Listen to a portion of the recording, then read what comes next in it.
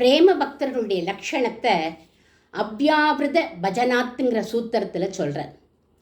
பிரேம பிரவாகத்தை நடுத்தரமாக ஆக்கிண்டாதான் பகவத் கைங்கரியம் பாகவத கைங்கரியத்தில் ஈடுபட முடியும். ராமானுஜர் பிரேம பிரவாகத்தில் ஈடுபட்டார். ரங்கனுக்கு கைங்கரியம், பகவத் விஷய காலக்ஷேபம்னு இப்படி எல்லாத்துலேயும் ஈடுபாடு உண்டு. ஒரு சமயம் ராத்திரி கூரத்தாழ்வான் ராமானுஜரை பார்க்க வரார். கதவு தாழ்பால் போட்டிருக்கு. இடுக்கு வழியாக பார்த்தார். ராமானுஜர் கிருஷ்ண சைதன்யர் அட்டம் அனுபூதியில் இருக்கார். அழறார், துடிக்கிறார், புரள்றார். காலம்பர திருப்பள்ளி எழுச்சிக்கு வருவாரோ மாட்டாரோ அப்படின்னு நினச்சிண்டு திரும்பி வந்துட்டார்.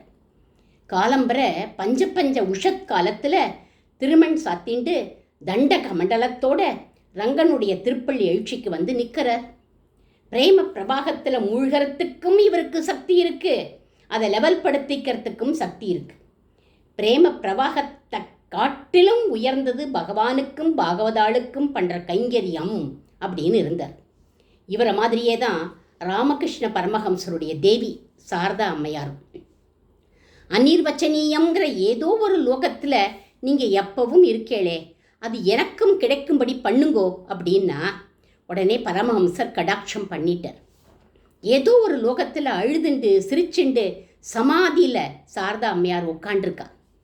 அம்மையாருடைய சில சிஷ்ய பெண்கள் அம்மையாரோட நிலையை பார்த்துட்டு பரமஹம்சருக்கு அன்னம் தயார் பண்ணி கேரியரில் கொண்டு வந்து வச்சுட்டு பரிமாற காத்துண்டு நிற்கிறார். நீங்கள்லாம் போங்கோ அப்படின்னு விட்டார் ராமகிருஷ்ணர். சாரதா அம்மையாருக்கு சாயங்காலம் தான் நிஷ்டை கலைஞ்சுது. கோடி சாதனை பண்ணால் கூட கிடைக்காத அனுகிரகத்தை உங்கள் கடாட்சத்தால் கொடுத்துட்டேள் அப்படின்னா.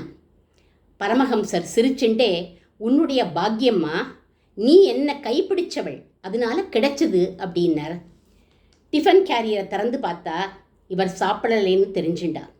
சாப்பிடலையா அப்படின்னு கேட்டா, நீ போட்டு தானேம்மா நான் சாப்பிடுவேன் அப்படின்னார். நீயோ அனுபூதியில் உட்காந்துட்ட அப்படின்னார்.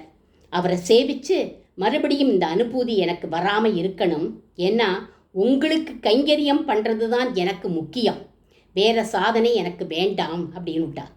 ராமானுஜரும் சாரதா தேவியாரும் அனுபூதி கிடைச்சும் பாகவத கைங்கரியமே முக்கியம்னு அதில் ஈடுபட்டார்கள் அப்படின்னு தெரியுது.